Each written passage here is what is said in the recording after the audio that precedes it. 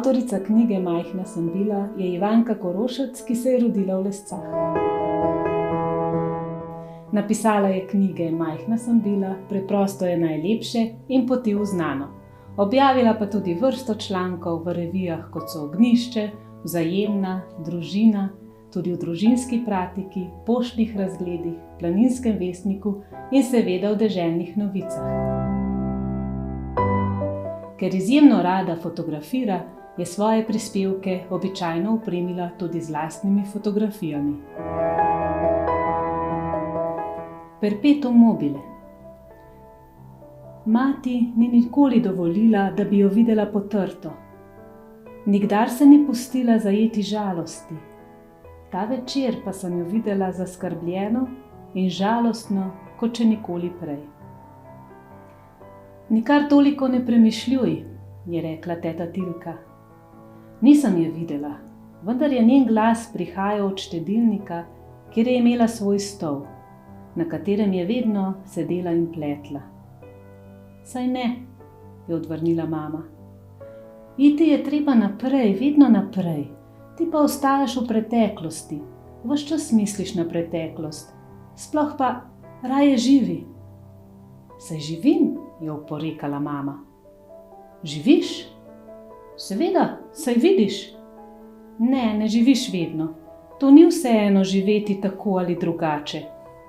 Vseeno je, tako ali tako pridem do smrti in kaj potem? Ni pomembna smrt. Pomembno je življenje. Pomemben je sedaj. Rada bi, da bi bila srečna zaradi tebe in tvojega otroka. Sedaj mineva. In tudi zaradi potem.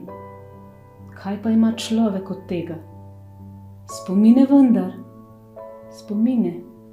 Spomini bolijo. Žal ti bo za vse, kar bi lahko, pa nisi doživela. Velik del življenja bo šel mimo tebe. Žal ti bo, da nisi živela drugače. Kaj pa naj po tvoje napravim, da bi živela drugače? Pojdi ven, med ljudi. Ne zapiraj se pred vsemi. Včasih pa tudi moram biti sama, kadar je človeku hudo, je najbolje, da je sam. Če pa mu je še huje, mora med ljudi. To je težko. Ne govori neumnosti, raje živi. Ne misli nanj, raje živi. Saj tudi ko sanjam in mislim nanj, živim. Živiš? Saj vendar vidiš, da živim. Ne. Vedno ne živiš. To ni vseeno živeti tako ali drugače. Joj, Tilka, ta tvoj perpetuum mobile. Ali ne vidiš, da sva spet naokrog? Znova in znova sva na tem začetku. Tedaj sem v pižami prisapljala v kuhinjo. Seveda danes mislim, da je bil njun dialog nekaj takšnega.